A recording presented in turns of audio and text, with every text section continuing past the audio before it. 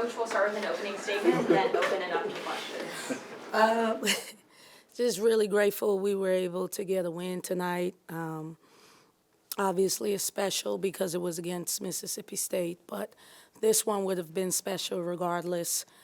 I've talked about the pods, and I was really stressed because I knew we needed to go 2-2 in this pod. I felt like in the first 4 games we had built the momentum that we needed, and so I was really grateful for that. I just want to make mention that, I understand the rivalries and stuff like that, but I think Mississippi State is an NCAA tournament team in the making as well. I thought it was a great game. I have a lot of respect for Coach Sam and what they do, and I knew that they would challenge us, and they would not stop until the buzzer sound, and that's what we got.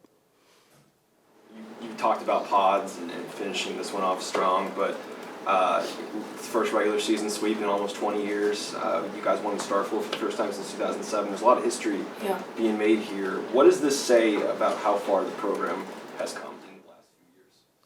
I mean, you kind of said it, Cats, like 20 years. What am I, 25 right now? No. 20 years, some of my players weren't even born. Or they were like 2 years old, I think it was 18 years. So obviously it means a lot. Anytime you take over a program that and you have to start from scratch, it takes a lot of work, a lot of sweat, a lot of tears, a lot of pick-me-ups, a lot of tough skin. And so what you're seeing, this is rewarding for all of those things I just listed because I've experienced all of them building this program. And it's the reason why I get off social media because, people love you and then you lose and they want you gone. And I'd rather just stay focused on my team. Like I just knew there would be a bump in the road at some point. And unfortunately for us, it was the last 2 games. But fortunately for us, it was the last 2 games because no matter what happens the next game, I think that our team understands our identity and what we need to look like every time we step out on the floor. It seemed like the last 2 games, you have a big lead and you lose it, but this game, you were actually able to finish. So was that kind of the message going into this game? Yeah, I mean, the message was, I think after we lost to Auburn, I think the team thought I was just going to derail them. And that morning, I just brought them all in, and I just told them we need everybody. And when one person doesn't show up, it hurts the group because we're a super team. We don't have a superstar. I mean, look at the numbers, 17, 15, 14, 11, 3 people with 6 assists. Like, we're a super team. And so the good thing is everyone gets a chance to be a part of that. The bad thing is sometimes we need everybody to be a part of that. And when 1 or 2 people don't show up, it hurts us. And so, we're still growing, we're still maturing. I was really impressed by our play tonight. I think a lot of it had to do with just us getting back to owning who we are. We defend. And in the first quarter, we held them to 8 points. And I think that set the tone for the rest of the game. You mentioned, when you first came in and were trying to build the program, at that time, Mississippi State was having a lot of success, making Final Four runs. I know it's a rivalry, but, was that something where you could look at the other side and say, success can be had with women's college basketball in this state because of what your rival was doing? There's no question. I remember, I think my first game we went there, and or they came here. But I know when they came here, back then, they brought like 5 buses. And so they were doing their own chants. They were drowning us out.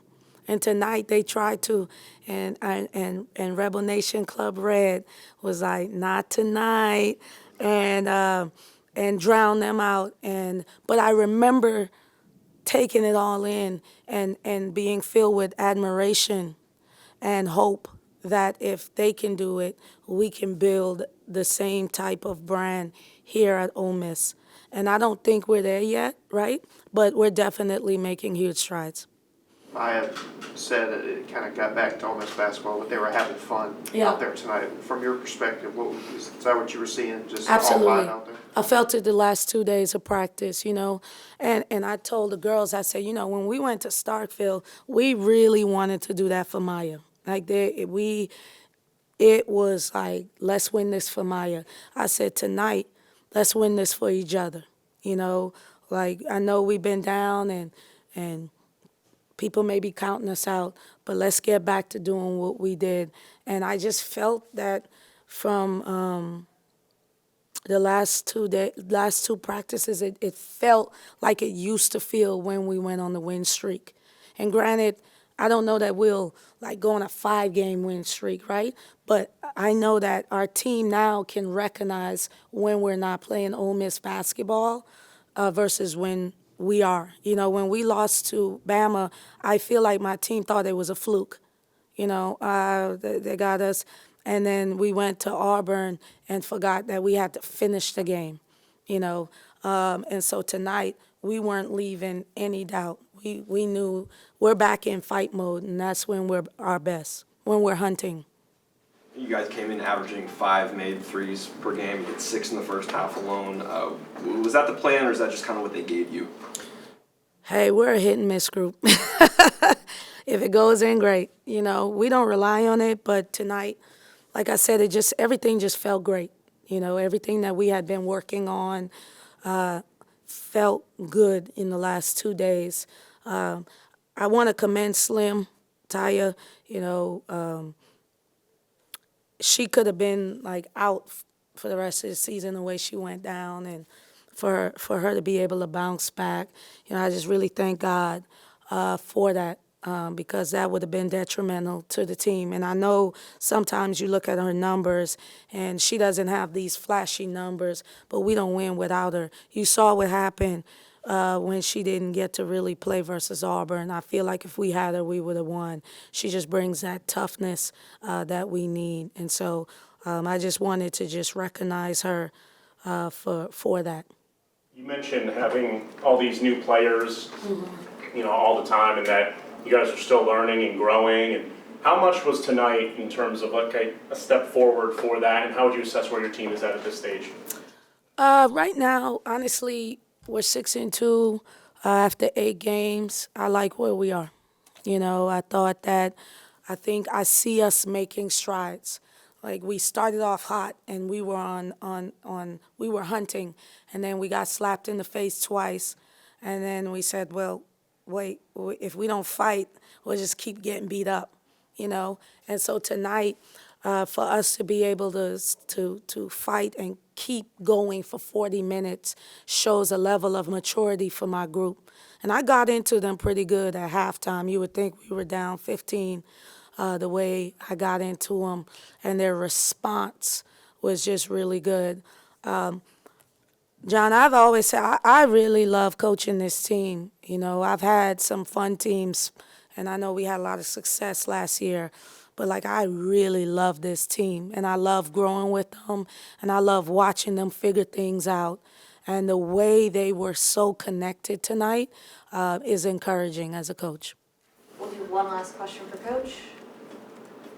How important was it to have both ups and downs in that last pod and to learn from it going into that next pod? Key. It was key. Who has success without some type of failure, And I had a friend message me after we lost to Auburn, and her message in summary was just pretty much like, at the end of the day, this has always been your life. It's never been smooth sailing. I always give this basketball analogy. With my life, I never get a wide open layup. I always have to do a Euro step or a pro hop. It's just never been a breakaway layup for me, and that's not how I expect the season to go. And so I thought that through the adversity and our team having to mature and respond, just allowed us to continue to grow. And I'm really proud of them and where we're headed next. Great. Thanks, everyone. Thank y'all. Thank you.